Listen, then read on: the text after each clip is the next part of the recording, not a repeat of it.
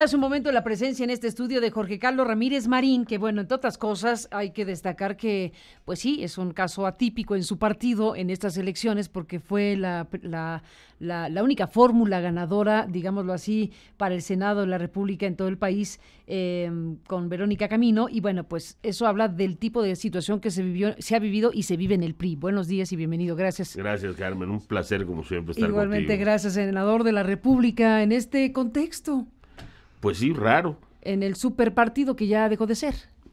Mira, yo creo que el PRI ha vivido distintas etapas, está en una crítica, tiene que empezar por decir que sí, efectivamente estamos en una situación crítica, a punto de extinguirnos si no nos ponemos abusados, como dirían en mi tierra. A punto de extinguirnos, pues. Pero Pues pues es que los resultados son así, ¿no? en términos electorales, por lo menos, ¿no? Bueno, a O sea, ver. así tiene que ser.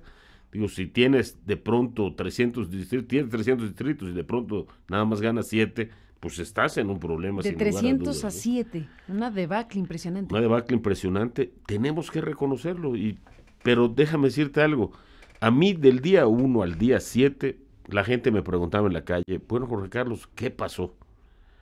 Afortunadamente, del 8 en adelante, lo que me preguntan es, ¿qué vamos a hacer? Hay mucho priista, mucho, mucho, mucho.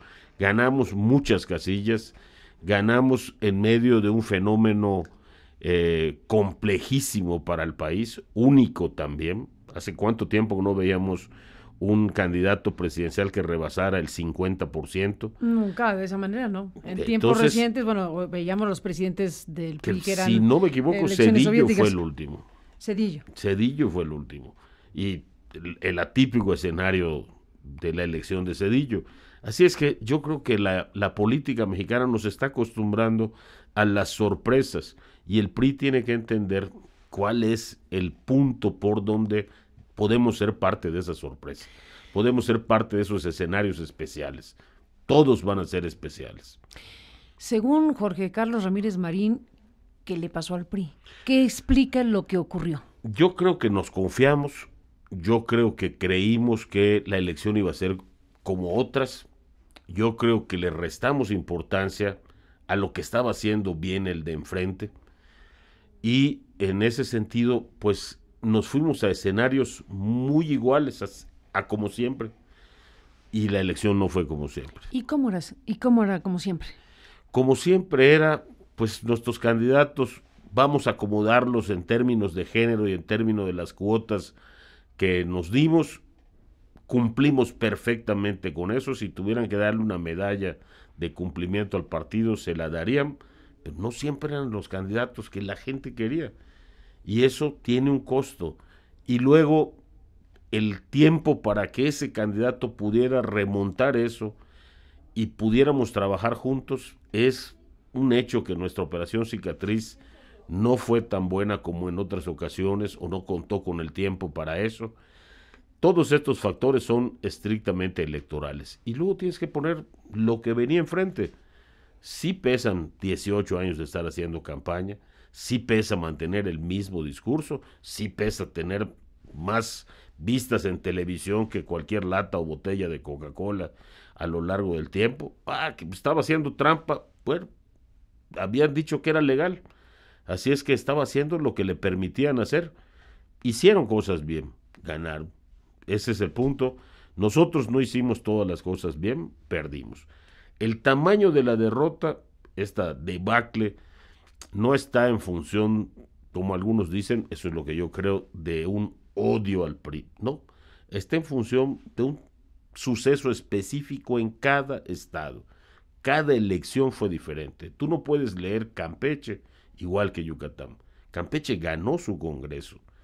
Campeche tuvo su más alta votación para el PRI y a pesar de eso, Morena tuvo más votos.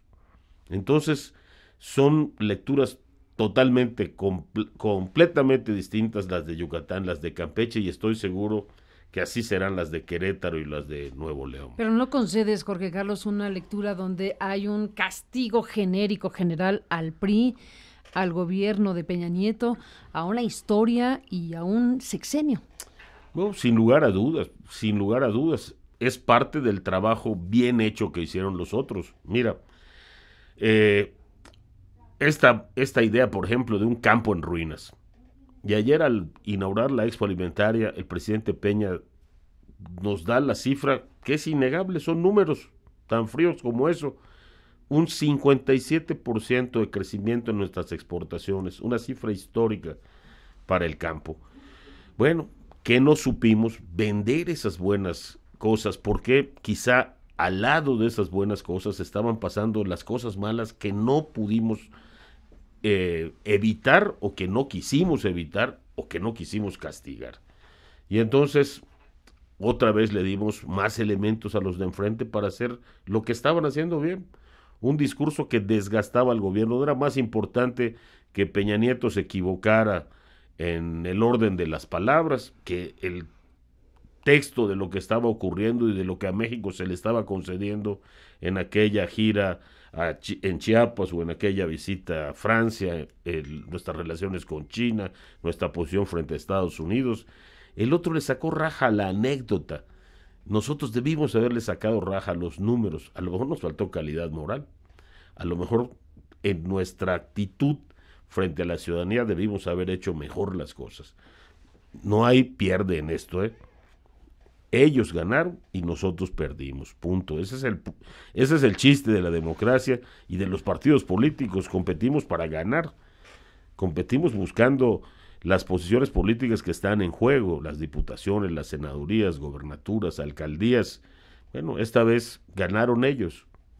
De eso se trata. Jorge Carlos Ramírez Marín, a ver, las cosas como eran antes, pensaron que la elección iba a ser como era antes, describiste algo al respecto, pero a ver, aquí también tenemos que hacernos cargo en el análisis del tipo de conductas electorales históricas que se le han adjudicado al PRI, a todos los partidos en general, pero al PRI en particular.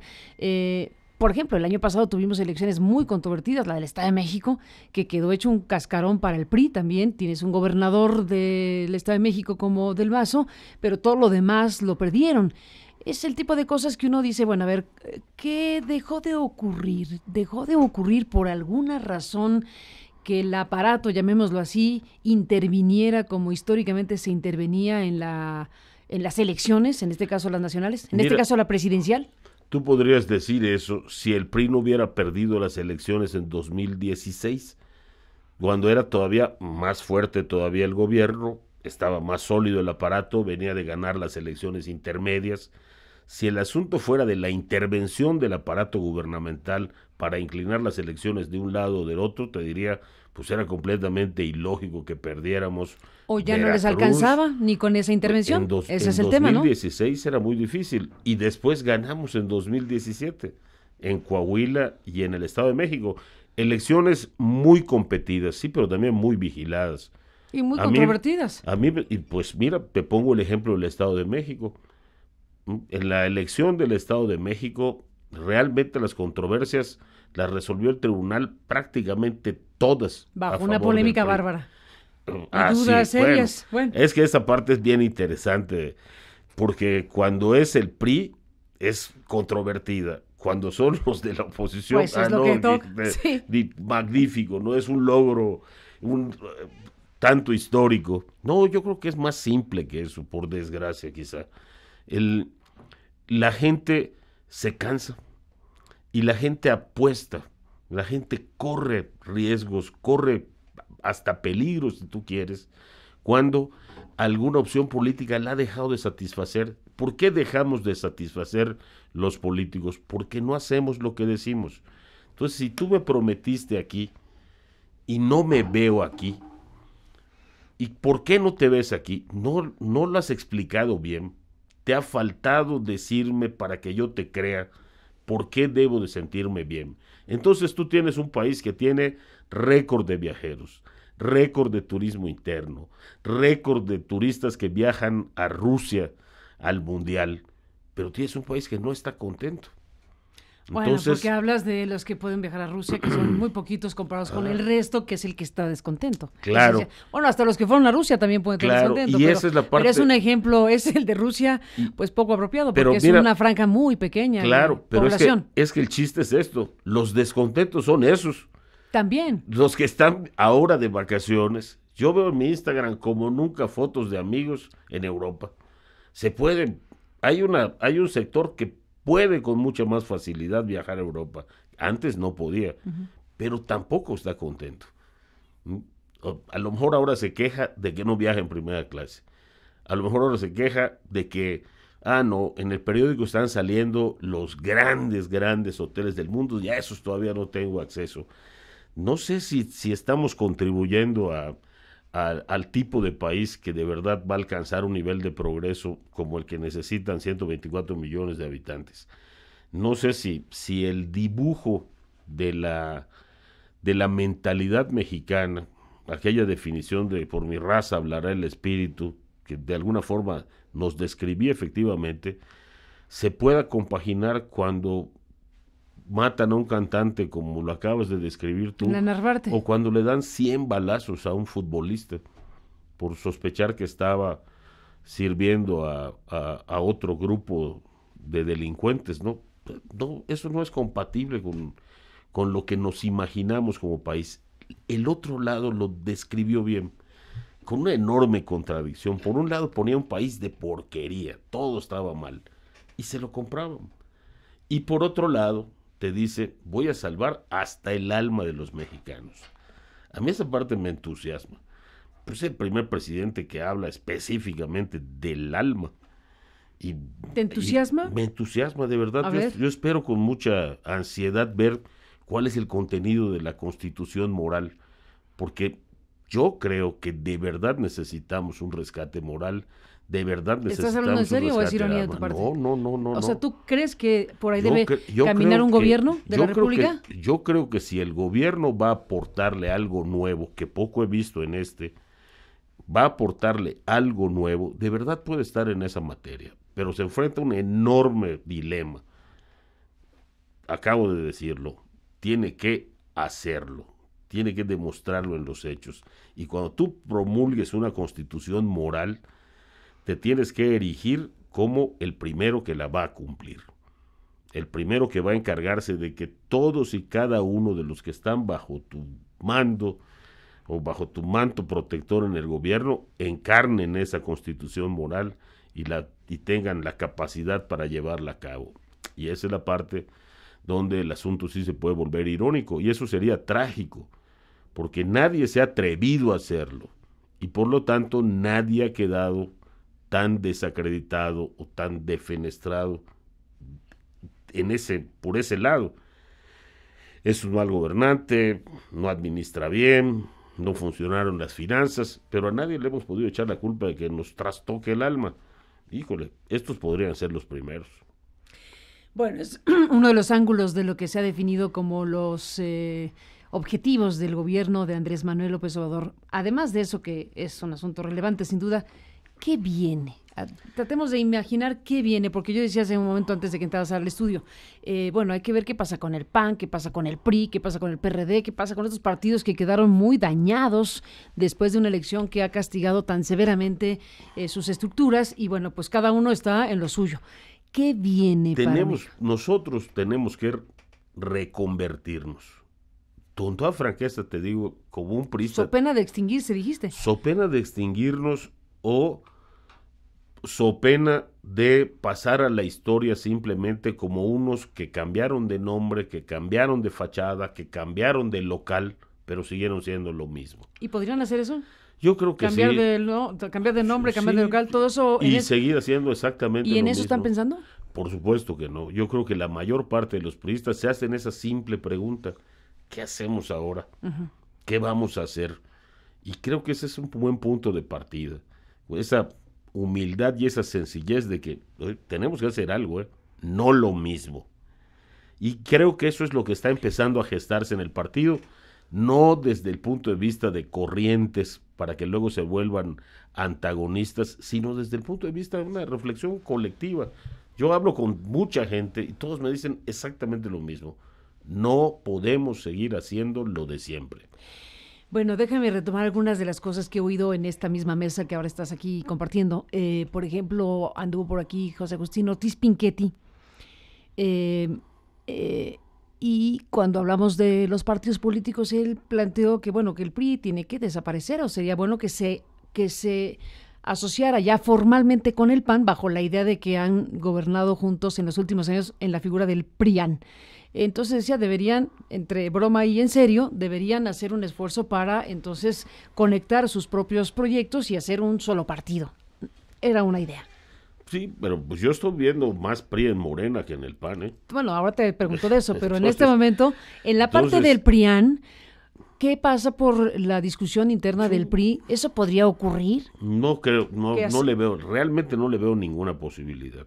Si el PRI no hace su tarea y utilizaré la palabra común, refunda el partido, yo creo que vamos a estar ante el escenario de que mucha gente se vaya a Morena o mucha gente se vaya al PAN, según estén, por ejemplo, las circunstancias de los gobiernos estatales o de las fuerzas estatales. ¿Qué tan cerca ves eso? Que el PRI se reacomode, que el PRI se convierta en ampliación de esos otros partidos y desaparezca. Yo creo que hay un peligro real en esto, pero yo no lo veo muy cercano porque también veo el esfuerzo del PRI, de los priistas de todo tipo, sin grupo, sin membrete, haciendo labor para que de verdad demos paso a una fórmula más eficiente de acceder a la sociedad, sin abandonar representar sus causas. El logotipo del PRI. Esta yo creo que debe ser el final de la discusión. Primero tenemos que saber qué vamos a hacer. ¿Qué vamos a hacer y bajo qué logo vamos a hacerlo? Pero primero es, bueno, ¿qué somos? ¿De qué somos? ¿Cómo nos van? ¿Cómo le pedimos a la gente que nos lea? ¿Somos centroizquierda? Entonces, ¿en qué creemos? Este tema de la revolución es práctico en el siglo XXI. Este tema de la revolución es entendible, es una idea que la gente puede comprar. Bueno, Moreno lo está usando ahora, pero después de la elección. Entonces, no sé si el electorado entienda esto de una revolución. Nosotros somos el partido revolucionario. Yo no estoy en contra de que si encontramos un logo mejor, y me refiero a una idea mejor que exprese... Un concepto diferente, un nombre diferente incluso. Sí, un nombre diferente incluso. No debemos de cerrarnos a ninguna posibilidad. O sea, tu inclinación, es un debate abierto entre ustedes, pero tu postura en este momento se inclinaría a revisar esencialmente incluso la identidad, no solo nominal, sino la identidad histórica. Yo creo que tenemos que revisar identidad, causas, con cuáles sí estamos asociados, con cuáles sí estamos comprometidos, perfiles, quiénes sí somos, quiénes no son. ¿Por qué seguimos asociados a personas que no son del PRI? Por ejemplo. Que no quieren ser del PRI. Bueno, a ver, el candidato a la presidencia, ¿qué pasó ahí? Pero el candidato a la presidencia es el caso al revés. Él sí quería jugar con el PRI. Háganme suyo. Él dijo, ¿y qué pasó? No lo hicieron suyo. No lo hicieron suyo. Y allá yo creo que uno de nuestros errores estratégicos, tácticos, fue repetir demasiadas veces, no soy del PRI. Pues yo se lo he dicho personalmente, porque además lo aprecio entrañablemente. Me tocó trabajar con él en muchas trincheras y creo que es uno de los grandes activos que puede tener el futuro del partido. Yo creo que sí, sin lugar a dudas. Una catadura moral como la de Pepe Mit no se puede desperdiciar cuando ha jugado bajo nuestras siglas. Es la primera vez que yo veo un candidato que todos los demás candidatos le dicen, es que tú eres honrado, no, es que el más inteligente de nosotros cuatro eres tú. Pues bueno, yo creo que eso tiene que significar algo en política. O sea que si Mit se hubiera postulado por otro partido, ¿le hubiera ido mejor? Seguramente en las circunstancias de esta PAN, elección, sí. Yo creo que ¿Qué tendría... es Mit? ¿Más panista que priista o qué cosa es? No, yo creo que Mit es una de esas excepciones en las que sus principios son primero que todo. Y entonces es un hombre que ha jugado la mayor parte de las veces del lado del PRI. Déjame decirte algo, cuando Pepe estaba en Hacienda y cuando Pepe estaba particularmente, lo recuerdo, en Financiera Rural, yo creo que es una de las épocas en las que mejor le ha ido a los productores asociados bajo grupos priistas. Un hombre así corre el riesgo de vivir bajo sospecha. Los panistas siempre decían que era demasiado priista y ahora los priistas le dicen, no, demasiado es que era poco priista. Pues yo creo que era más bien el contexto en el que Mit jugaba. escogimos al mejor candidato que teníamos y después nosotros mismos debilitamos a nuestro candidato. Y creo que eso es parte de lo que la elección significó. ¿Por qué lo debilitaron? Le fuimos restando con esto de que no es priista, El candidato es ciudadano. externo, es ciudadano, súper priista, representaba nuestras causas, nos había ayudado siempre, estaba con nosotros ahí, pero bueno, también él debió haber hecho lo suyo en ese sentido y también ser un poco más enfático en sí soy. Yo creo que pero ya a ver, todo pasado es el fácil hacerlo así, hacer análisis. el hacerlo así, pues por eso estamos en el toro pasado, justo porque es una manera diferente de hacer análisis. Pero justo uno supone que la elección de Mide es precisamente para que no parezca que es del PRI, porque hay un reconocimiento dentro del PRI y del gobierno de Peña de que hay un castigo ahí potencialmente poderoso que se va a expresar en las urnas. Y entonces era una manera de decir, bueno, pues tenemos que postular a alguien, pero que parezca que no es de este partido. Yo no lo leería así y yo creo que el efecto de los primeros días, semanas posiblemente del nombramiento de Mitt en el PRI, demostraron qué buena había sido la decisión. Entre los que estaban compitiendo, Mitt era el que representaba mejor a la sociedad de estos tiempos y el que representaba mejor pues la fortaleza principal para llegar a una elección, que es el reconocimiento de una trayectoria sin cuestionamientos. Entonces, yo creo que en ese sentido fue nuestra mejor apuesta y al principio fue muy bien recibida por la sociedad. Pudimos haber hecho más, pues debemos haber sacado mejor al candidato, pero esas son cuestiones más tácticas que estratégicas. Estratégicamente creo que escogimos al mejor candidato. Jorge Carlos Ramírez Marín, sobre el tema Morena, tú hace un momento hiciste una mención. ¿Qué ha sucedido con el PRI y con Morena en esta elección? ¿Ha habido un corrimiento de priistas de base hacia Morena? Esa es la posibilidad también que existe de que Morena sea mejor opción para el perfil de los priistas que se encuentren huérfanos en este momento. Morena se abrió. Con un discurso muy inteligente dijo, acepto a todos. Aquí no revisamos antecedentes ni expedientes. Y tienes priistas que se corrieron para allá, pero en Sonora tienes a padrecistas que se corrieron a Morena. Y en Chihuahua tienes a duartistas que se corrieron a Morena. Y en Veracruz a duartistas que se corrieron a Morena. Y en otros estados a priistas que no encontraron una respuesta en las candidaturas a lo que ellos representaban y se corrieron a Morena. No es la primera vez que pasa eso. De hecho, es un fenómeno bastante común en la política mexicana, nada más que ahora sí, Morena venía con un candidato que era el más fuerte de todos los candidatos en las encuestas a esas alturas. Estamos hablando de un candidato que ya tenía una diferencia de más de 8 puntos en ese momento contra el más cercano de sus perseguidores y tenía pues todo para crecer. Se veía que iba a crecer un poco más. La apuesta es hasta dónde va a poder crecer, decíamos nosotros, va a llegar a 33 o 34. Pero pues un poco el tamaño de la sangría de los partidos, uno particularmente, creo yo, este es estrictamente mi opinión, el PRD, que pues tuvo una desfondada impresionante y todo eso fortaleció. Más que el PRI, ¿a quién le fue peor, el PRI o el PRD? En términos pues, proporcionales y en términos de eso. A ver. Yo creo que en términos proporcionales al PRD. ¿Crees que fue peor que...? Yo creo que sí. Yo creo que sí, pero veo en todos el esfuerzo. ¿Cómo ves a Mancera de coordinador? Muy bien. Creo que es una medida muy inteligente de parte del PRD. Sí. Raro todo, ¿no? Porque lo postula el PAN por Chiapas y llega por el PRD. Es una cosa... Pero veo a Mancera... Es una melee, bueno, fue una combinación muy rara todo el tiempo. Todo fue una combinación muy rara y es un poco lo que hace que la sociedad se corra a lo que le ofrece más certeza. Estos dicen lo mismo desde hace más de 15 años. Vamos con estos. Porque a estos decían una cosa, pero ahora son otra. Y este PAN, oye, te pongo un ejemplo del PAN. El PAN quedó en primer lugar en Mérida, pero en segundo lugar quedó Morena. En Mérida, una ciudad que es un vacío país. Y si tú ves el comportamiento de los votos del PAN, tuvo menos votos que en otras ocasiones.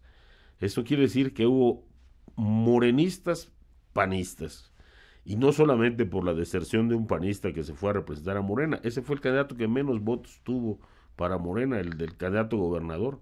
El efecto López Obrador se vio sobre todo en los cargos al Congreso. Uh-huh. La candidata senadora de Morena tenía un nivel de conocimiento yo creo que más o menos habrá terminado en un 10% y tuvo casi el 30% de los votos.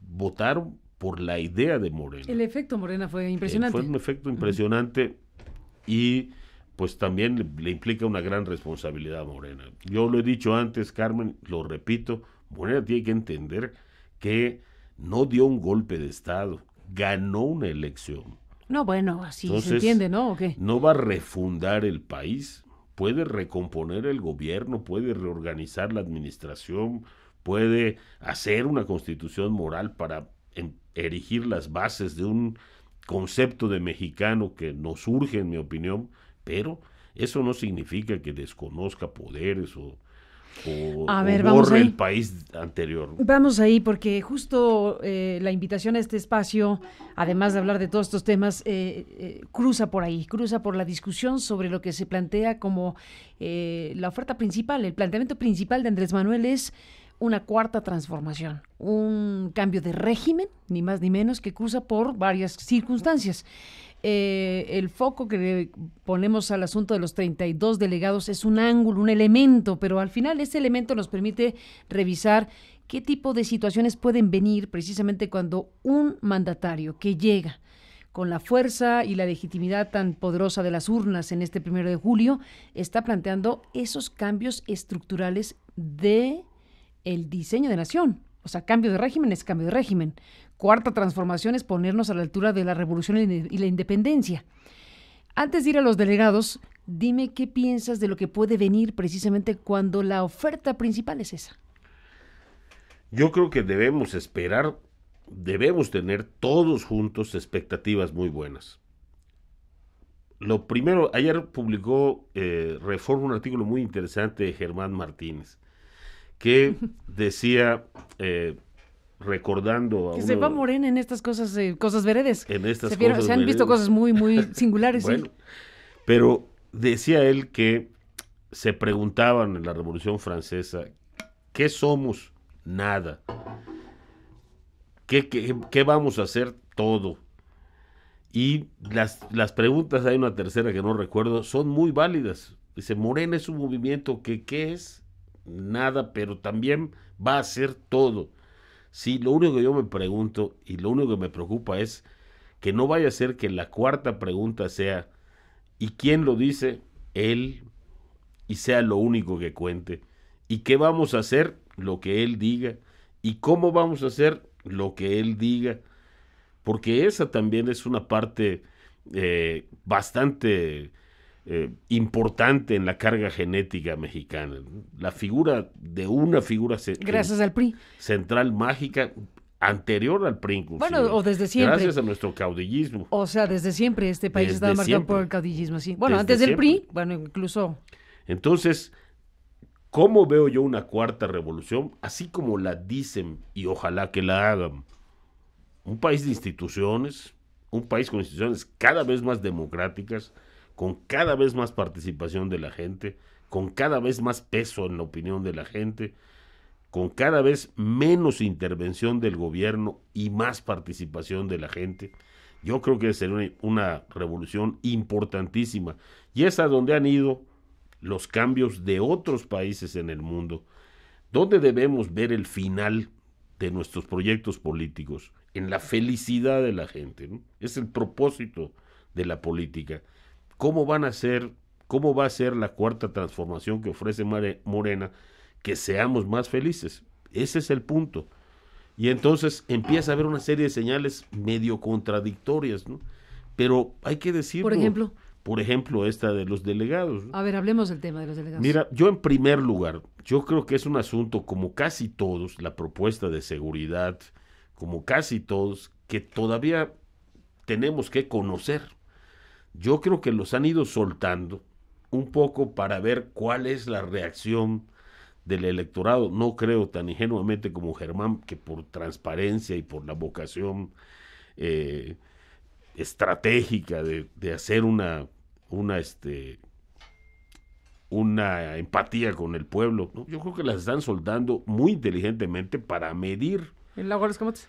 Entonces te dicen, vamos a poner delegados, y el argumento es impecable, porque no queremos que haya moches y queremos adelgazar el presupuesto. Muy bien, eso supone dos cosas importantísimas. Primero, la legalidad. Lo que hagas tiene que estar apegado a la ley. Y segundo, la eficiencia. De verdad tiene que salirnos más barato que lo que hay ahora. Debe salirnos mejor que lo que hay ahora. Pero no podemos saber si esas dos partes se cumplen con lo que han dicho, porque un día dicen una cosa y otro día dicen otra. Por ejemplo, esto no está en la ley. Hay que modificar la ley, no una ley. No solo la ley de la administración pública. Habría que reformar... ¿Qué no está en la ley? Los superdelegados, figura de los superdelegados. No está en la ley un delegado único por estado. No, claro que no está en la ley. ¿Qué está en la ley? En la ley dice que las secretarías podrán nombrar delegados para realizar los trámites y las funciones específicas que se le deleguen. O formarán, no recuerdo la palabra exactamente. No es obligatorio, podrá ser o no ser. Sí, hay secretarías que no tienen delegaciones en los estados, o instituciones que no tienen delegaciones en los estados. Pero las secretarías. Las secretarías todas tienen. Pero, insisto, hasta donde recuerdo, no es una obligación de necesidad. Pero dice trámites y funciones específicas. ¿Por qué? Porque el chiste, Carmen, es que los delegados realizan actos administrativos, no actos de gobierno. Los delegados ejercen un presupuesto que ya está autorizado por el Congreso y normalmente pactado con los estados, entre otras cosas porque el presupuesto no es de la federación. El presupuesto se integra también con las aportaciones de los estados a través de los impuestos. ¿Lo nombra la federación, pero lo paga el estado? La federación, porque es el Congreso de la federación, se llama presupuesto de egresos de la federación. A ver, vamos a detenernos hasta este momento. ¿Quién nombra a los delegados formalmente? ¿Entre el gobernador y el presidente? ¿Cómo resuelven el tema? A los delegados directamente los nombra el secretario. Es el que les expide el nombramiento y les dice, bueno, vaya que usted expide el nombramiento es una cosa, pero ¿quién lo nombra? ¿Quién decide quién es el delegado? Políticamente, normalmente es una plática entre el gobernador y el secretario. O la presidencia. Ninguna es obligatoria, ¿eh? Hay muchos casos de delegados nombrados solo por la federación, nombrados por el secretario. Otros nombrados en función de la discusión, normalmente con la Secretaría de Gobernación, entre el gobernador y el secretario en cuestión. Ahora déjame decirte algo, eso no es lo importante. Lo importante es para qué lo nombran. ¿Qué hacen? Trámites y funciones específicas cada uno. Por ejemplo, ¿trámites de qué? Por ejemplo, en la SEDATU, que es la que conozco yo directamente, el delegado es ante quien realizan su trámite los que dicen, oiga, este terreno que yo veo aquí, quiero saber si es de la nación o es de alguien, y lo solicita. Y la SEDATU le contesta el trámite y le dice, no, fíjese usted que este terreno es ejidal, no puede usted disponer de él o no le puede empezar el trámite, o al revés, ese es un trámite. O va a la Secretaría de Relaciones Exteriores a hacer el trámite de su pasaporte, o va al Registro Agrario Nacional a hacer el trámite de la expedición. ¿Trámites solamente? Trámites solamente, trámites y funciones específicas, los centros de SCT. Se acordó que en el estado de Yucatán se van a hacer tantas carreteras y tantos caminos, y él es el responsable de que se hagan. ¿Cuál es un acto de gobierno? Él decide cuáles se hacen. Esa es la diferencia. No, el gobernador sí tiene actos de gobierno, fue electo. A eso se dedica. Fue electo, a eso se dedica. ¿Y acá? Y esa es la diferencia. Aquí estos no han sido electos. Si tú dices, ellos van a coordinar la seguridad, les estás transfiriendo actos de gobierno. que tienes que modificar no solo la ley de la administración pública, la Constitución para que los puedan hacer, pero la Constitución en uno de sus temas torales, que es el federalismo. Entonces vas a estar diciendo, no, en el estado de Hidalgo ya no va a ser estado libre y soberano, va a ser estado libre, soberano y con un mando mío. No se ha dicho de esa manera, con un mando mío. Está todavía por definirse con claridad qué van a hacer estos delegados. Yo te concedo en ese sentido, si no sabemos qué van a hacer. Exacto, podría ser, bueno, se les ha llamado procónsules, etcétera. Los que defienden la idea dicen, vamos a aligerar el asunto, vamos a reducir presupuesto, vamos a eficientarlo y vamos a evitar. Es que ese es un tema. A ver, vamos a evitar, eso es lo que se está vendiendo como idea principal. Vamos a evitar que haya moches, que el dinero de la federación, en todo caso, se distribuya indebidamente en los estados. A ver, aquí es que estamos mezclando ¿con qué sacas cosas. Un clavo? ¿Con otro clavo? ¿Dirían los clásicos? Lo sacas con un martillo, con la parte... Bueno, ¿quién dice que con otro clavo? Las partes del martillo. No usas un desarmador para sacar un clavo. ¿Quieres evitar los moches? Bueno, refuerza la Auditoría Superior de la Federación, que mucho lo necesita. Mira lo que está pasando. Démosle dientes a la Auditoría Superior de la Federación. Tienen ahora el control absoluto del Congreso. Es tan sencillo como decir que la auditoría ya no tiene que turnar sus expedientes a la PGR, sino fincar responsabilidades directamente. Démosle funciones a la Auditoría Superior. Ah, eso estaría interesante. Muy interesante, pero además ya se ha dicho muchísimas veces. ¿La conviertes en Ministerio Público? Ni siquiera eso. La convierto en investigadora y le doy carácter de definitividad a sus resoluciones. Pero lejísimos estamos de eso y menos ahora. Bueno, ahora estaríamos más ahora cerca por el que cambio nunca, de la auditoría, que se ha acusado de desmantelamiento de la auditoría incluso. Pero ahora estamos más cerca que nunca de eso porque tenemos una sola fuerza que domina el Congreso. No tiene ninguna razón para decir no lo puedo hacer. Bueno, eso es un tema que podría ser la mayoría y los demás para que entonces la rendición de cuentas... Que nosotros la apoyaríamos.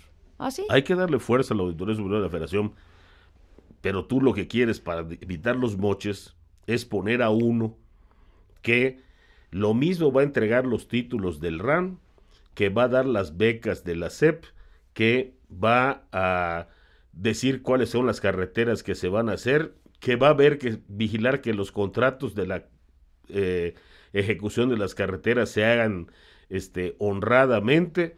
Y te voy a poner otro problema práctico ligado a otra propuesta que tampoco está muy clara. Bueno, este buen hombre que vamos a poner, porque por supuesto tiene que ser alguien intachable, con un perfil impresionante, y te tienes que preguntar, bueno, y un ex candidato llena ese perfil de intachabilidad, ¿por qué no lo eligió la gente entonces? Ah, bueno, porque estás hablando de los que no llegaron a las gubernaturas, por ejemplo, Delfina en Estado de México o Lomelí en Jalisco. 9 con este carácter, más todos los de la estructura de Morena, a lo cual, pues tiene derecho. Si el presidente decide que va a ser bajo este sistema, él puede decidir a quiénes tiene ese derecho, en quiénes encuentra la confianza para hacerlo. Sería ilógico que no pusiera a la gente en la que tiene confianza. El asunto es que sea legal. ¿Y crees que no lo es? Hoy no. Hoy, de acuerdo a lo que han dicho, no se llena el requisito de legalidad. Pero la verdad es que solo lo han dicho. Hasta que esto no se convierta en una iniciativa, no podremos efectivamente ver cómo es. A ver si de casualidad, a ver si nuestro equipo de producción, no sé si tengamos, no les avisé, pero el fragmento donde charlamos con Ricardo Monreal, que sería tu contraparte, digamos, en el debate sobre este tema, cuando estuvo aquí Ricardo Monreal, el futuro coordinador de los senadores de la bancada de Morena, bueno, le preguntamos precisamente sobre este tema y la discusión abierta acerca del significado y cómo es que estaban pensando hacerlo. Y él me dijo, a ver si lo alcanzamos a ubicar en este momento, pero si no, lo digo de memoria. Él me dijo, a ver, está definiéndose la figura. Claro. Eso, la charla fue hace algunos días y Monreal nos dijo, denos unos 15, 20 días para que terminemos de asentar la idea y su funcionamiento. Se lanzó la idea y están en el proceso de aterrizar la idea. Por eso es importante el debate público y la discusión pública y lo que se está planteando acerca del tema. Ya lo tenemos, déjame lo escuchamos juntos, a ver si prestas este audífono. Y esto nos dijo Monreal. A ver qué dices tú, Jorge Carlos Ramírez Marín, del asunto de los delegados que se está discutiendo. Está en este momento elaborándose un programa para cuidar la naturaleza del servicio. No es lo mismo gobernación que educación o que salud o que Semarnat. O sea, eso se está definiendo. Te ofrezco que en unos 15 o 20 días espero que hayan avanzado los que están realizándola y lo planteamos. No quiero adelantarme porque es un tema delicado y no quiero aventurarme y emitir una opinión. Se está trabajando y emitir una opinión que después resulte aventurada y falsa. Entonces, ¿estás de acuerdo que va, bueno, por muchas razones vale la pena poner el ojo ahí? Sí. Porque además los nombres que se han mencionado, por ejemplo, Delfina Gómez en el Estado de México, por ejemplo, Carlos Lomelí en Jalisco, sí. Entonces uno, ¿qué tipo de personaje va a ser ese? Que son muy fuertes, porque son los que compitieron por las gubernaturas. Fuertes. Y entonces, bueno, ¿qué va a ser? ¿Un gobierno paralelo? ¿Una cosa? Es correcto. Ese es el tema. ¿Estás de acuerdo? Estoy de acuerdo. Entonces estoy de acuerdo. En estudio. O sea, ya brincó eso. Estoy de acuerdo. Y hay que discutirlo. Está en discusión. Interna. En 15, 20 días me cuentas entonces cómo va a ser la fórmula. Órale. Por lo pronto ahorita, como se está viendo, en términos solo presupuestales, no alcanza para explicar el asunto. No, todavía no. Está muy incipiente. La idea la trae muy clara Andrés, pero todavía no la aterrizan. Nos vamos. Muchas gracias. Pues eso fue lo que terminamos conversando con Ricardo Monreal. Bueno, pues ahí está el punto. Bueno, sí, yo creo que aquí hay una expresión de sensatez que cuando se lanza la idea, pues se pone en la palestra pública y por supuesto genera todo tipo de comentarios. Yo creo que ha sido bueno que estén todavía elaborándola, creo que es bueno esto, porque pues está teniendo ahora ya la respuesta, las inquietudes de gobernadores, académicos, legisladores, de cuál es la inquietud principal. La primerísima creo yo que es la de legalidad. ¿En qué sentido? Bueno, la figura del federalismo ha costado muchísimo, muchísimo. No es de ayer. El federalismo mexicano se ha ido construyendo con muchísimo esfuerzo. No lo vas a romper o quebrantar con el ánimo de evitar los moches. Hay otras maneras de evitar los moches menos eficientes. Evítanos la sospecha de creer que estás tratando de emparejar los cartones en el único segmento, en el único nivel de gobierno donde no tienes mayoría. Porque tienes 5 gobernadores frente a los demás gobernadores de otras fuerzas políticas. ¿Para qué crear esta sospecha? Evítanos la sospecha de creer que estás preparando a candidatos, no solamente evitando moches. Y creo que tienen tiempo para hacerlo si efectivamente están todavía preparando esta propuesta. Yo, como te decía al principio, ¿qué le veo a la propuesta? Un requisito de legalidad que tiene que cumplir y un requisito de eficiencia. Hacer un cambio en la administración representa 3 cosas: modificar la ley orgánica, modificar los reglamentos internos y tener la disponibilidad presupuestal. Bueno. Déjame darte un detalle de la disponibilidad presupuestal que se me vino a la mente apenas dijeron esto los superdelegados y las secretarías dispersas. ¿A qué horas podrá estar el superdelegado de Querétaro en Querétaro si tiene que hacer una gestión por las funciones que tiene de representar a la federación en el estado ante el SAT, que está en Tijuana, y ante la Semarnat, que está en Yucatán, y turismo que está en Quintana Roo? ¿A qué horas va a estar en la entidad donde tiene que trabajar? No está tan fácil. Yo creo que hay muchas ideas, algunas realmente buenas. Pero está bien empatar una cosa con otra, porque al final tienes que imaginarte de manera práctica cómo van a ocurrir. Pues sí. Entonces tienes un fenómeno, una propuesta de descentralización, efectivamente, que tiene su complejidad enorme, y esta otra que... Pero todas son ideas sobre la mesa, sí, como por ejemplo las de seguridad. Y que se deben discutir abiertamente. Yo creo que sí, pero puedes empezar la discusión apenas hay algo. Hoy estamos discutiendo y debatiendo con lo que dicen. No ha dicho Andrés Manuel López Obrador, van a coordinar las tareas de seguridad en los estados. Lo han dicho algunos de los que estuvieron en la reunión. No han dicho, va a ser así. Lo han dicho algunos de los que estuvieron en la reunión. ¿Te refieres al tema de seguridad en especial? Al tema de seguridad. ¿Ese que más te preocuparía? Con los superdelegados. El tema de seguridad es, sin lugar a dudas, nuestra materia más importante. y creo que la que tiene más cerca a la gente y también más preocupada a la gente. Entonces creo que en ese tema hay muchas cosas por definir. A mí no me queda tan claro cuál va a ser entonces el papel que van a jugar las Fuerzas Armadas. ¿Van efectivamente a regresar a los cuarteles? ¿Cuál va a ser el papel de la Policía Federal? ¿O cómo se va a constituir este nuevo organismo a cargo de la seguridad? Todo eso está por verse. Todo eso lo vamos a empezar a conocer.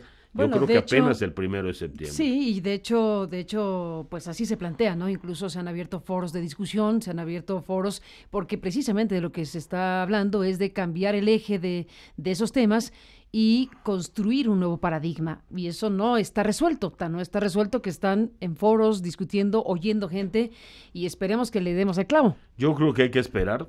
Yo creo que una vez que se disipe el humo de toda esta pirotecnia, empezaremos a ver en blanco y negro qué es efectivamente lo que hay. Tarde o temprano tiene que convertirse en una iniciativa.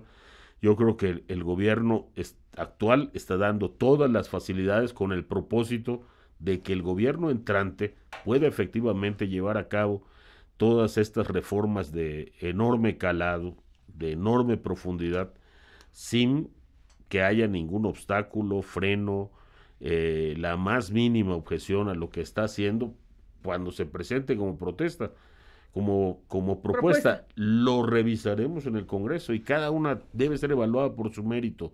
No hay que descartar nada simplemente porque venga de la oposición, porque lo propongamos nosotros, espero que así sea, y nosotros no vamos a descartar nada porque venga del gobierno. Al contrario, como te dije, de verdad hay cosas que entusiasman, ojalá se puedan hacer.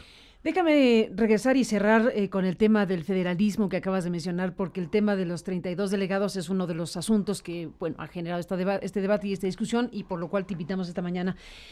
Federalismo, a ver, déjame recuperar también lo que en este mismo programa hemos conversado con personajes como Javier Corral. El capítulo Javier Corral y las investigaciones en Chihuahua, no me detendré mucho en ello, porque donde quiero poner el énfasis es en el tema presupuestal y en el poder de la Secretaría de Hacienda en particular, en donde pues una denuncia pública como la del gobernador hablando de que no le entregaron, te acordarás, no le entregaron un recurso ya acordado, ya presupuestado, una suerte de retención de recursos por el asunto de las investigaciones abiertas en Chihuahua, la detención de Alejandro Gutiérrez, esa investigación que lleva ya 30 y pico de carpetas de investigación abiertas, etcétera. Bueno, en ese contexto de esa investigación, que si me das tu opinión sería buenísimo, pero déjame en otro segundo momento, ahí Corral decía, es que la Secretaría de Hacienda es un superpoder y puede premiar o sancionar a los gobernadores que tienen que someterse a tal o cual cosa, precisamente porque hay un grado de discrecionalidad en el uso de los recursos públicos que llegan a los estados vía la federación. La investigación que se realiza tiene que ver con las acusaciones de que desde Hacienda se entregó recurso a Duarte y Duarte lo trianguló con empresas fantasma y esos recursos habrían financiado campañas. Bueno, esa investigación en curso lleva al punto del tipo de fuerza y poder y de diseño, hablando de federalismo, con el uso del presupuesto. Bueno, por un lado los delegados y por otro lado eso que existe. Cuando se discute el federalismo, pues no pueden ir separadas. Mira, empezando por el tema de la investigación, me tocó la colita. El asunto estaba empezando cuando yo todavía estaba de representante en el INE. Y me acuerdo de nuestra primera respuesta. En el PRI pueden buscar y revisar y no van a encontrar en las campañas desde el Comité Ejecutivo Nacional un peso del gobierno de Chihuahua o un peso de cualquier otro gobierno destinado a las campañas políticas registrado en el INE. Registrado en el INE no estaría registrado obviamente. En nuestras cuentas o registrado en nuestras campañas, que son las más auditadas de todas. Bueno, eso es lo primero. Lo segundo, Corral tiene todo el derecho de hacer las investigaciones que le correspondan en el ámbito y en su jurisdicción, en el ámbito estatal y en su jurisdicción. Pero los que sean delitos federales le corresponden a la federación y los tiene que revisar la federación. Pero cuando además la controversia la resuelve el máximo poder judicial de la federación, en la que están todos los estados y que han depositado en ese poder su confianza, bueno, pues precisamente está para resolver las controversias. Ahí no te puedes hacer a un lado si ya la resolvió en un sentido, y no puedes decir me está agrediendo. ¿A quién te refieres? A la Suprema Corte y a los temas relativos a la competencia del Estado o de la Federación. Y con respecto al tema de Hacienda, yo creo que tiene una parte de razón. Hacienda puede ser tremendamente discrecional con los recursos que no hayan sido acordados con los estados. Pero no le puede quitar un centavo de lo que haya acordado. Pero hay mucho dinero. Entonces, del otro. Sí, pero del otro estás hablando de una negociación con Hacienda, de una negociación con la Federación. Y entonces tienes a gobernadores sometidos a Hacienda para que les autoricen o no. Yo no veo en qué sentido sometidos. Lo que sí pienso es que Hacienda en alguna forma ha sido incluso demasiado laxa en eso. Y sí, lo que coincido con Corral es que todo debía ser transparente. Y de hecho lo es, Carmen. Hay una cantidad de informes que Hacienda está obligada a rendirle a los estados, mira, al Congreso, que van desde... Al Congreso Federal. Al Congreso Federal, que van desde el número de bienes incautados por las aduanas hasta el reporte puntual mensual de todo lo que se entrega a los estados. Y de cuánto convenio se realiza con los estados. Sí, pero ya que lo decidieron hacer. Préstamos con los estados, etcétera. O sea, sí tiene que reportar que dio tal o cual dinero a los gobernadores. Entonces, sí, una vez que ocurrió tal cosa. Yo no le quito mérito a la defensa de Corral del presupuesto de Chihuahua, está obligado a hacerlo, pero de ahí a decir que Hacienda es otro poder y que Hacienda puede hacer y deshacer, pues creo que es un poco exagerado. ¿Te acuerdas cómo le llamaba? Habla un poco de cómo le va en la feria a él. ¿Te acuerdas cómo le llamaba Andrés Manuel López Obrador a Gil Díaz? Su Alteza Serenísima. Su Alteza Serenísima. Hablando del poder del personaje, ¿o no? Hemos tenido secretarios de Hacienda muy eficientes Su Alteza y muy Serenísima. fuertes. Y mira, por experiencia un poco te digo que los gobernadores siempre tienen problemas económicos, todos siempre terminan tratando con Hacienda, y lo que le están pidiendo a la Federación justamente ahora que Andrés Manuel es el presidente de la República, no es ponme una autoridad intermedia, no, le están pidiendo dame más interlocución contigo, en lugar de que yo hable con la Secretaría, mejor acuerdo con el presidente para que así no tengamos ninguna Alteza Serenísima en los secretarios, el de Gobernación, el de Hacienda, el de Comunicaciones. Y yo creo que en esa parte un diálogo más abierto con las entidades federativas es muy bueno, ser inflexibles con las fallas que pudieran cometer las autoridades de las entidades federativas también, pero restarle poder al voto popular que llevó a esas autoridades al poder, eso me parecería muy grave. Y el hecho es ese, lo que puede evitar Morena cuando finalmente presente su propuesta de delegados especiales es que no haya ninguna merma en la calidad del voto. El que dieron en el Estado de México para escoger a Del Mazo, el que del PRI, el que dieron en Yucatán para escoger a Vila del PAN, el que dieron en otro estado para escoger a la misma gobernadora o gobernador que vaya a ser de Morena, esos tienen que seguir teniendo la certeza de que representan un estado libre y soberano, y no un estado donde va a haber otro personaje que no eligió nadie, que decidió el presidente de la República en su mejor intención y preocupación por la honradez del personaje, pero que finalmente es decisión de él, no es decisión del pueblo, y va a estar realizando no actos administrativos, sino actos de gobierno. ¿Tiene el presidente de la República la facultad legal de nombrar a un delegado? Podría estar, o sea, tú hablas de la legalidad, tú dices que en el marco legal existente incluso tiene que venir un perfil de idoneidad para efectos de quién es el delegado. Están los reglamentos interiores de cada pero no, secretaría. esos son la figura existente, digámoslo así, que habríamos de ver qué tanto se cumplió o no, pero más allá de eso, estaría resuelta la condición de que un presidente puede nombrar a su representante donde quiera. El presidente puede hacerlo. Podría hacerlo si cambia la ley. El presidente ¿Tiene que cambiar la ley? Yo creo que sí, porque hoy la interpretación es un poco forzada. El que puede lo más, puede lo menos. Si el secretario, que es menos que el presidente, puede nombrar al delegado, el presidente que manda al secretario puede nombrar al delegado. Pero no está expreso en la ley pudiera especificarse. El presidente tiene derecho a modificar la administración de acuerdo al plan de gobierno que se propone ejecutar, sí. Es más, debiera contar con el apoyo de todas las fuerzas políticas para que esa propuesta sea atendida de inmediato y pueda empezar con una administración tal y como la diseñó para cumplir su plan de gobierno, sus propuestas presentadas a lo largo de la campaña. Eso se entiende y se explica, pero esa misma propuesta tiene que cuidar ser legal y sobre todo no vulnerar principios fundamentales para el país como el del federalismo. Pues bueno, ahí están los temas y mucho que seguir hablando, discutiendo. Es un momento histórico. Lo veremos cuando lo presenten, mi estimada Carmen. Hoy realmente pues está padre hacer debate de lo que se dice, pero solo se dice. Bueno, a ver, es que es parte del asunto. Si oímos a Monreal que nos dice estamos analizando todavía internamente, discutiendo, hombre, el debate público para eso sirve, sí, para oír ideas, para contrastar ideas. Y les puede servir a ellos. Bueno, a ver, tendría que servir a la toma de decisiones. Bueno, a ver, se supone que de eso está hecho medianamente el debate público, de insumos, de pensamiento, de reflexión, de contraste, de debate y de ideas que al final de cuentas alimentan varias cosas.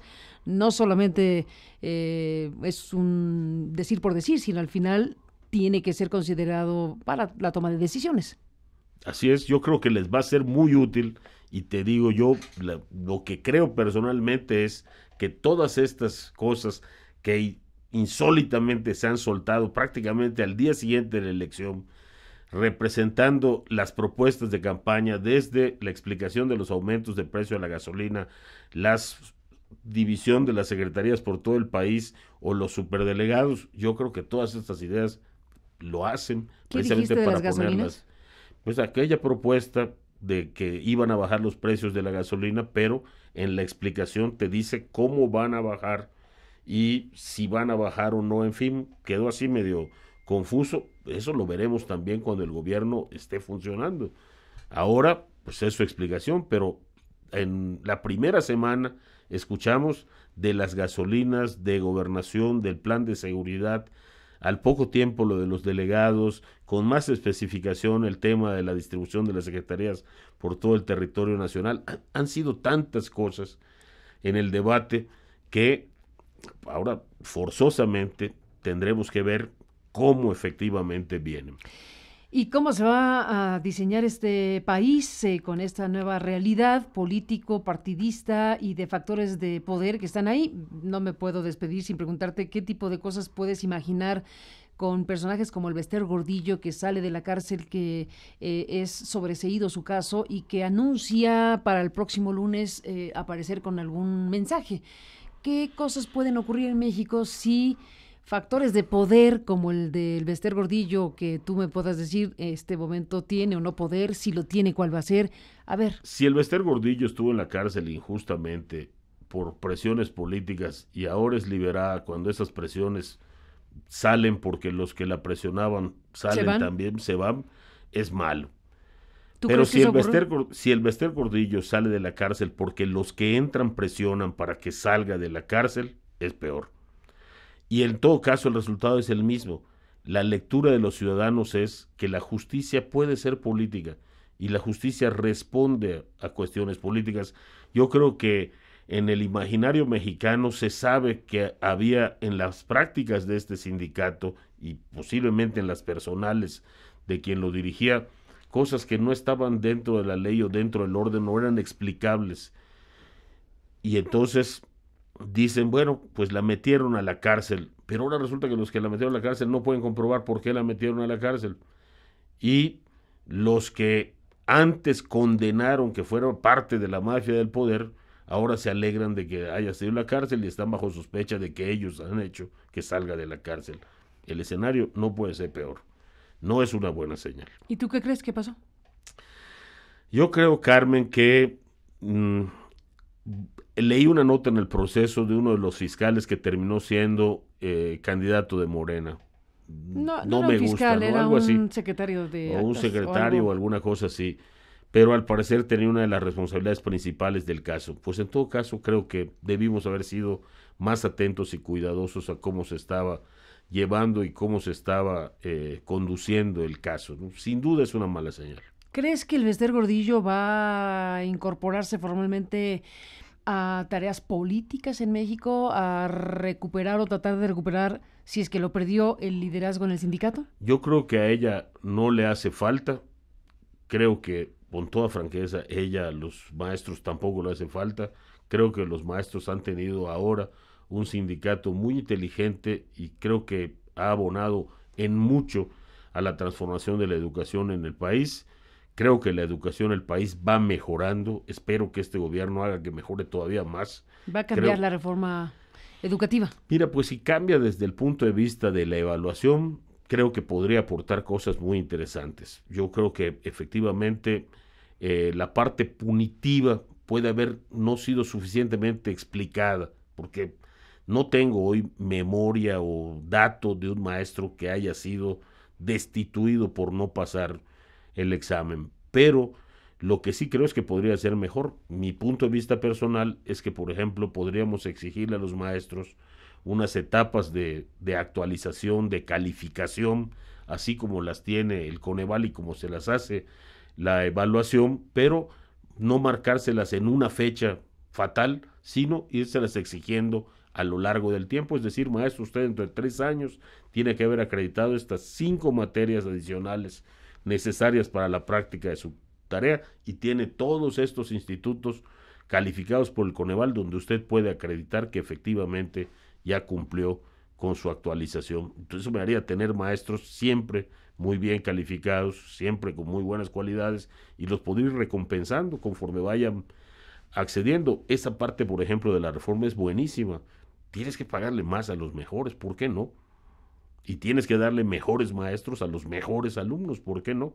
Esas eran las propuestas que más me gustaban de la campaña MIT y creo que nadie le podría decir que no estaba en lo cierto. Pues es uno de los temas que estarán ahí también a discusión porque se anuncia una revisión profunda de esa reforma educativa, incluso se han usado palabras diversas, ¿no?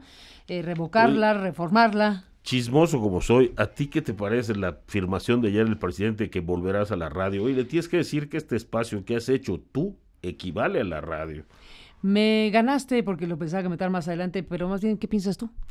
¿Quieres que lo repitamos aquí? Tú lo pusiste a la mesa. Chuy Sevilla, que es un gran periodista tabasqueño, le preguntó a Andrés Manuel, si quieres vamos al tema y cerramos esta charla con eso, le preguntó a Andrés Manuel López Obrador que qué iba a pasar con la libertad de expresión. Primero tuvo una entrevista muy larga, interesante, sobre el tema de Pemex, las gasolinas, lo que piensan hacer para rescatar Pemex, etcétera. Y en la parte final le dice, a ver, Andrés Manuel, la libertad de expresión. Si alguien te critica, se va a convertir en parte de la mafia del poder. Y bueno, en ese jugueteo contesta lo siguiente. Solamente una pregunta antes de despedirnos. Sí. Libertad de expresión ilimitada. Quien escriba en tu contra, quien te critique lo puede hacer. Ya no será la mafia en el poder si lo hace. Ya no puedo hablar de esas cosas, de esas palabras. Ya me estoy autolimitando. Oye, entonces ya no te vas a volver... Pero libertad completa. Respeto al derecho a disentir, el derecho a la crítica, no va a haber censura, no van a haber casos lamentables como lo que sucedió cuando le cerraron el programa a José Gutiérrez Vivó, ni cuando cancelaron el programa de Carmen Aristegui. Eso no va a suceder, Chuy. Y adelanto, te digo porque tú siempre has defendido la libertad de expresión, me consta. Entonces aquí te digo algo que no lo he expresado a nadie, no lo he dicho públicamente. Aquí te digo que voy a procurar el regreso a la radio de José Gutiérrez Vivó y voy a procurar el regreso a la radio de Carmen Aristegui. Desde luego, siendo muy respetuoso de los dueños de las concesiones y siendo muy respetuosos también y bajo la aceptación voluntaria tanto de Gutiérrez Vivó como de Carmen Aristegui, sin estar entrometido. Voy a proponer un acuerdo de reconciliación para que estos dos grandes comunicadores puedan tener espacio y puedan mantener sus programas, y que se les reivindique y que al mismo tiempo nunca más se vuelva a censurar a un medio de comunicación. Eso, Chuy, pues no, te agradezco mucho. Te lo expreso a ti. No lo he dicho, pero ya estoy haciendo lo que corresponde. Bueno, pues esto fue lo que dijo Andrés Manuel López Obrador, y ahora que me preguntas, Jorge Carlos Ramírez Marín, y que cambias los roles, porque la que pregunta aquí se supone que soy yo, que estoy haciendo la entrevista, bueno, pues es una declaración que hace sobre algo que en todo caso reconoce efectivamente lo que nosotros hemos denunciado públicamente, que es un golpe de censura, que efectivamente en el sexenio de Enrique Peña Nieto, que se acaba, este grupo de periodistas fuimos echados de la radio de una pésima manera, de una mala manera.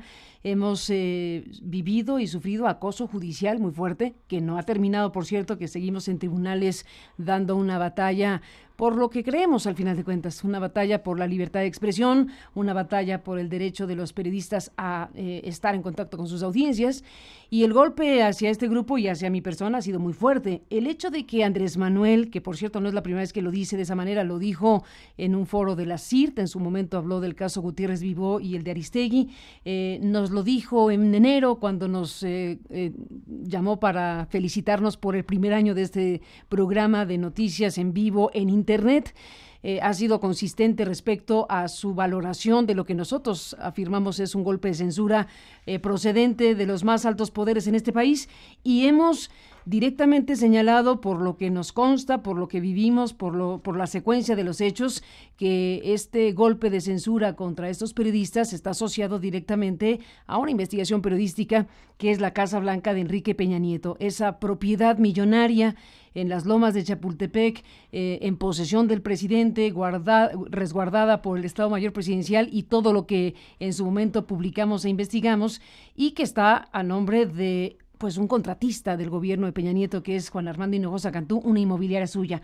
Esa historia revelada, informada, pues para nosotros clarísimo fue el punto de quiebre que nos echó de la radio.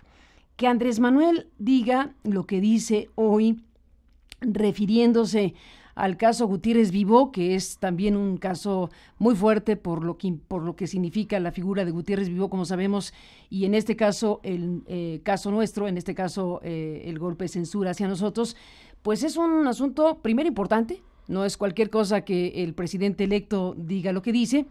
También es importante volver a decir lo que al principio de este programa me permití comentar cuando hablábamos de este asunto.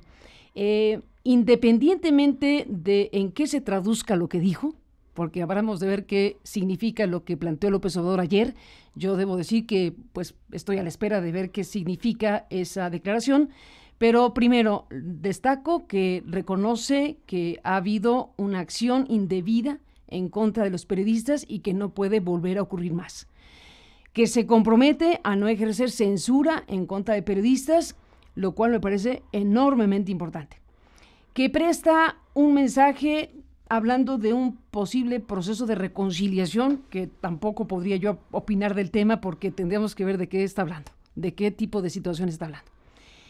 Y que en cualquiera de los casos estamos hablando de territorios que tienen que ver con la acción de poderes contra periodistas que han incluso recurrido a instancias judiciales para hostigar, para perseguir, para hacerle complicada la vida a los periodistas, y que siguen en curso en tribunales, y que, por otro lado, pues se abre una ventana, una expectativa, que, insisto, no tengo una respuesta porque no conozco a lo que se está refiriendo específicamente, pero que tendría que cruzar de cualquier manera por la idea principal de que los periodistas, en este caso Gutiérrez Vivó y yo, pero los periodistas tenemos un activo principalísimo, que es la independencia.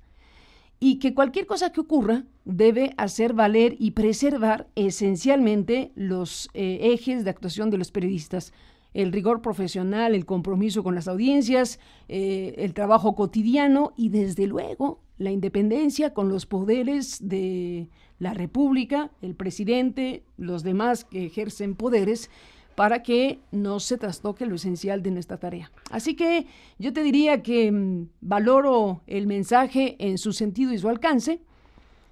Desconozco en qué se puede traducir en términos prácticos una circunstancia como esta, y reitero que lo más importante es no perder el eje principal de la tarea independiente y crítica de los medios.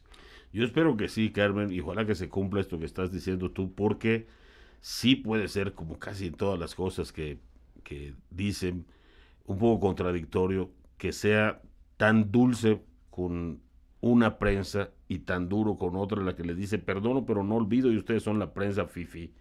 Entonces tampoco el presidente... Pero bueno, a ver, Reforma es un periódico donde yo escribo, sí, y escriben muchos otros, Lorenzo Meyer. Es que los asuntos no son personales, y si van a terminar todos en la decisión de lo que el presidente considere, es tremendamente complicado. Es como lo que tú dices de tu propio caso, ¿no? Tú te asumes perseguida judicialmente y el asunto está sub judice. Ni en tu caso ni en ningún otro la política o cualquier otra cosa debiera tener nada que ver. Debiera esperarse solamente la resolución parte del tema, estrictamente apegada a la legalidad, y yo espero que en todos los casos así sea. Ya que me preguntaste y me pregunta la gente, bueno, que te pide que opines de la censura de Peña Nieto. Yo no sé entonces qué éxito hubiera tenido. Yo no sé qué tan efectivo haya sido esto de la censura. No tengo tantos datos. Dolió el tema de la Casa Blanca, sin lugar a dudas. ¿Y nos echaron de la radio también? ¿Haya llevado esto a ejercer una censura? No lo sé, mi estimada Carmen. Te lo digo yo que lo vivo. Pero tú lo vives. Bueno, tengo que decir que es un asunto sumamente complicado, y lo fue para el gobierno, pero de allá a ir más lejos, no lo sé. No veo al gobierno en ese trabajo. Hubiera sido más exitoso con su comunicación social si esa hubiera sido su práctica. Carmen Aristegui es una periodista investigadora de las pocas todavía, que espero haya muchas más en lo sucesivo, además las vamos a necesitar, que nunca le ha dado miedo ni la polémica ni enfrentarse a nadie. Eso es muy bueno, y eso es lo que yo te quería decir. Una cosa que tiene que poder el presidente es que tú has abierto este espacio y lo has hecho tan importante como tenerlo en la radio. Y eso habla de Carmen Aristegui, no habla de qué tan bien le parezca al gobierno o no. Creo que lo que ha ganado, y tú eres una buena representante de eso, los medios en México, es ser independientes del gobierno. Ni para que los halague, ni para que los castigue o los persiga. Yo tengo... en tu caso, como en el de Bester, como en el de Yunes hace mucho tiempo, que luego terminamos viendo a Yunes de gobernador, la justicia no puede tener cargas políticas. De eso estoy absolutamente seguro, que es la parte más complicada para el país, que la gente no pueda creer que hay una justicia real. Pues ese es el tema. Misma. Cambio de régimen cruzaría esencialmente por eso. O sea, que los jueces, que los magistrados, que el Poder Judicial tomen serio su independencia, pero estamos hablando de la historia del país. Yo creo que para el volumen de decisiones que toman los jueces y la importancia de esas decisiones, muchas de miles de millones de pesos, yo veo mucho más probable que sean las partes las que intervienen para presionar a que el gobierno sea el que toma alguna decisión. Eres benévolo tú con el gobierno de Peña Nieto. Bueno, no te tengo que decir que efectivamente soy benévolo con el gobierno de Peña Nieto, porque creo en el presidente Peña Nieto. Lo conozco. Y en esa parte, ¿y lo crees incapaz en su carácter, de censurar a nadie? Yo no lo veo a él encabezando una embestida contra ningún periodista. Lo digo con toda franqueza. Bueno, me temo que no estás en lo correcto, pero asunto de tu punto de vista. Y siempre los has respetado todos, y por eso te has distinguido como te has distinguido. Y dile a López Obrador que estos espacios los ha abierto Carmen Aristegui, no ningún gobierno, ni si estás bien o mal con el gobierno. Y eso es algo que nos enorgullece a todos. Pues mira, está el asunto en curso, estamos hablando de un tema importantísimo. Hoy mismo, fíjate, para cerrar esta charla, hoy mismo leímos el editorial de The New York Times, que es uno de los 350 editoriales que se publican hoy diciendo si un presidente, a ver si lo tengo por acá, si un presidente ataca a la prensa, pues es una pésima noticia. Evidentemente estamos hablando de Donald Trump y de cómo identifica a la prensa o a la prensa crítica como enemiga del presidente, como enemiga del pueblo. Bueno, en este día, en donde cruzamos por el mensaje de Andrés Manuel ayer con Chuy Civilla, que como digo, aquilato en su significado, pero vuelvo a reiterar que lo esencial para efectos de la resolución de estos casos tiene que cruzar necesariamente por el respeto irrestricto, y creo que todos estamos en lo mismo, de la independencia de los periodistas y de que independientemente de lo que se traduzca esto, como digo, tendremos que incluso comentarlo con la audiencia y saber qué tipo de momentos se va a vivir con dos casos que por diferentes razones han ocurrido en la radio mexicana. Habló de reconciliación y habló de que primero ustedes tendrían que decir, no, sí, adelante.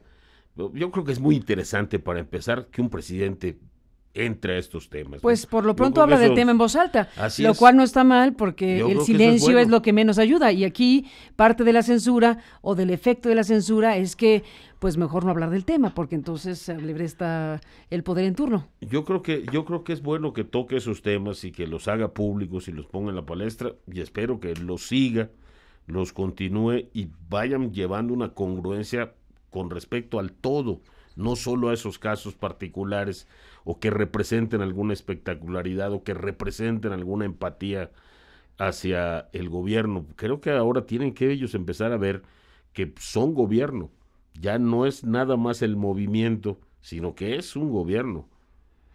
Un gobierno que pues está con un desafío enorme por el mandato que tiene, por el volumen de votos que lo acompañan y por los ejes que está planteando como transformación de un régimen, que tiene que cruzar pues por el sistema de justicia, que tiene que cruzar por el respeto irrestricto a las libertades, que tiene que cruzar por la eficacia gubernamental, que tiene que cruzar por muchas cosas. En el tema de una democracia, ya lo sabemos, no hay democracia posible si no cuenta una sociedad con una prensa libre, independiente, rigurosa, no afectada por hechos de censura, o peor aún, de autocensura, o peor aún, trastocados los ejes editoriales.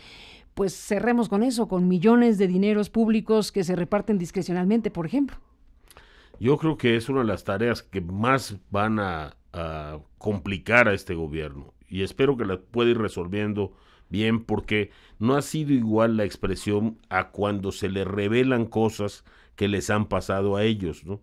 Yo creo que la descalificación ha sido inmediata, yo creo que la respuesta ha sido no vemos, no lo creemos y no vamos a decir nada sobre eso, ¿no? De los casos de corrupción que se fueron exhibidos por la prensa antes, en algunos casos de Morena, el caso mismo último del fideicomiso y demás. Yo espero de verdad que el compromiso Jorge que Carlos, se refleje en hechos. Hablemos de casos que quedaron ahí, el de la Casa Blanca. Pues seguramente más vamos a escuchar de eso ahora, seguramente. Y yo espero, Carmen, que en el caso específico de lo que está subyúdice, pues se resuelva estrictamente con apego a la ley. Y vuelvo a decírtelo, yo veo ¿eso más es lo que nada, yo esperaría eso. Yo esperaría eso, y creo que el Poder Judicial no tiene ningún argumento para decir, me presiona a alguien para fallar en este o en otro sentido. Creo que es un tema estrictamente legal, pero yo espero que haya muchas investigaciones alrededor todavía, y seguramente las habrá, del gobierno del presidente Peña, y espero que haya muchas investigaciones del gobierno del presidente López Obrador, porque sí necesitamos una vigorosa prensa, medios de comunicación muy comprometidos con su independencia. Bueno, pues me despido, Jorge Carlos Ramírez Marín. Sería hipócrita si te dijera que le mando saludos a tu amigo Peña Nieto. ¿por qué no? Pero bueno, digamos que reconocemos que fuiste honesto respecto al tema de tu aprecio por él. En este caso, bueno, yo no puedo negar que efectivamente ha trastocado buena parte de nuestra tarea profesional, pues una actuación que yo adjudico precisamente al más alto de los poderes, que se instrumentó de la forma en que se ha instrumentado y que continúa la instrumentación por la vía que ya hemos comentado ampliamente. Nos vamos en esta conversación y seguimos adelante. En un momento más regresamos con otros temas. Jorge Carlos, gracias por estar aquí esta mañana y sigamos en contacto. Carmen. Claro que sí. Seguimos en contacto. Gracias y buenos días. Gracias. Volvemos en un instante. Regreso con más. Sigue toda la información a través de aristeguinoticias.com.